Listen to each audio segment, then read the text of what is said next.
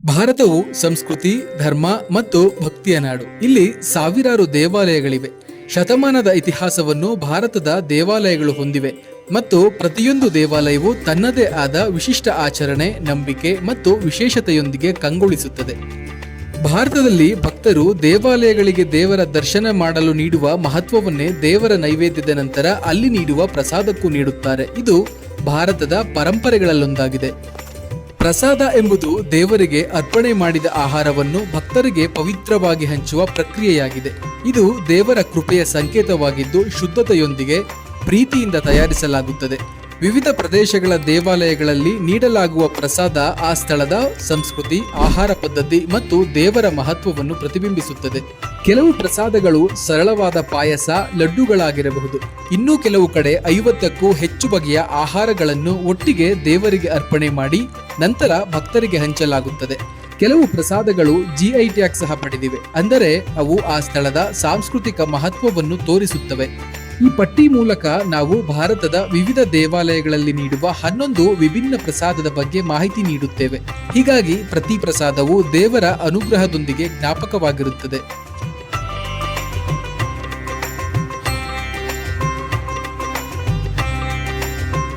ಮೊದಲನೆಯದಾಗಿ ಆಂಧ್ರ ಪ್ರದೇಶದ ತಿರುಮಲ ವೆಂಕಟೇಶ್ವರ ದೇವಸ್ಥಾನದಲ್ಲಿ ನೀಡುವ ತಿರುಪತಿ ಲಡ್ಡು ಪ್ರಸಾದ.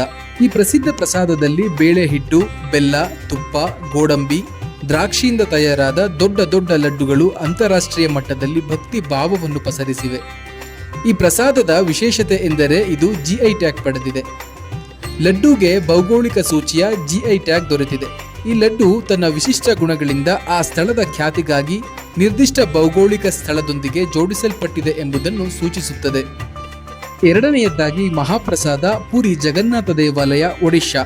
ಇಲ್ಲಿ 56 ಬಗೆಯ ಅನ್ನ ಸಮರ್ಪಣೆಯನ್ನು ಮಣ್ಣಿನ ಹಾಣಿಗಳಲ್ಲಿ ಬೆಂಕಿಯಲ್ಲಿ ಬೇಯಿಸಲಾಗುತ್ತದೆ. ಇದನ್ನು ಹಿಂದಿಯಲ್ಲಿ ಚಪ್ಪನ್ ಭೋಗ ಎಂದು ಸಹ ಕರೆಯಲಾಗುತ್ತದೆ. ಮೂರನೆಯದಾಗಿ ಪುಳಿಯೋಗರೆ ಅಥವಾ ಹುಳಿಯನ್ನ. ಶ್ರೀ ರಂಗನಾಥ ಸ್ವಾಮಿ ದೇವಸ್ಥಾನ, ತಮಿಳುನಾಡು ಮತ್ತು ಕರ್ನಾಟಕದ ಮೇಲುಕೋಟೆಯ ಚೆಲುವನಾರಾಯಣ ದೇವಸ್ಥಾನಗಳಲ್ಲಿ ಹಾಗೂ ಇನ್ನಿತರ ದೇವಸ್ಥಾನಗಳಲ್ಲಿ ನೀಡುತ್ತಾರೆ. ಈ ಪ್ರಸಾದದಲ್ಲಿ ಹುಳಿ, ಕೆಂಪು ಮೆಣಸಿನಕಾಯಿ, ಮೆಂತೆ ಮತ್ತು ಇನ್ನಿತರ ಮಸಾಲೆ ಪದಾರ್ಥಗಳನ್ನು ಬಳಸಿ ತಯಾರು ಮಾಡಿರುತ್ತಾರೆ. ಇದರ ವಿಶೇಷತೆ ಎಂಬಂತೆ ಪಾರಂಪರಿಕ ಅಯ್ಯಂಗಾರ್ ಪುಳಿಯೋಗರೆ ರುಚಿ ಎಂದು ಜನಪ್ರಿಯವಾಗಿದೆ. ನಾಲ್ಕನೆಯದಾಗಿ ಮೋದಕ. ಸಿದ್ಧಿವಿನಾಯಕ ದೇವಸ್ಥಾನ, ಮಹಾರಾಷ್ಟ್ರ ಹಾಗೂ ಕರ್ನಾಟಕದ ಹಲವು ಗಣೇಶ ದೇವಸ್ಥಾನಗಳಲ್ಲಿ ಪ್ರಸಾದದ ರೀತಿಯಲ್ಲಿ ನೀಡುತ್ತಾರೆ.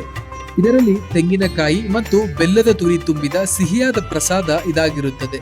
ಈ ನೈವೇದ್ಯ ಗಣಪತಿ ದೇವರಿಗೆ ಅತ್ಯಂತ ಪ್ರಿಯವಾದದ್ದು ಎಂದು ನಂಬಲಾಗಿದೆ. ಐದನೆಯದಾಗಿ ಲಡ್ಡು.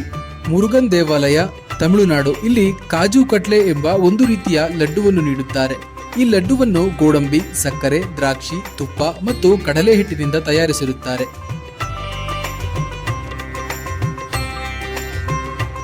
ಅದೇ ರೀತಿ ಇಲ್ಲಿ ಪಂಚಾಮೃತವನ್ನು ದಿನನಿತ್ಯ ಪ್ರಸಾದದಲ್ಲಿ ನೀಡಲಾಗುತ್ತದೆ. ಈ ಪ್ರಸಾದವನ್ನು ಭಾರತದ ಹಲವು ದೇವಸ್ಥಾನದಲ್ಲಿ ನೀಡಲಾಗುತ್ತದೆ.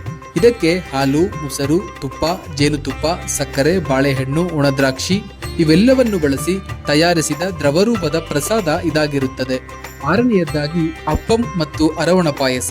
ಶಬರಿಮಲೆ ದೇವಸ್ಥಾನ, ಕೇರಳ. ಈ ಪ್ರಸಾದದಲ್ಲಿ ಬೆಲ್ಲ ಮತ್ತು ಅನ್ನದ ಮಿಶ್ರಣವಿದ್ದು ಅತಿ ವಿಶೇಷವಾಗಿರುತ್ತದೆ ಮತ್ತು ಅರವಣ ಪಾಯಸದ ವಿಶೇಷತೆ ಎಂಬಂತೆ ಹಲವು ತಿಂಗಳುಗಳು ಕೆಡದೆ ಹಾಗೆ ಇರುತ್ತದೆ.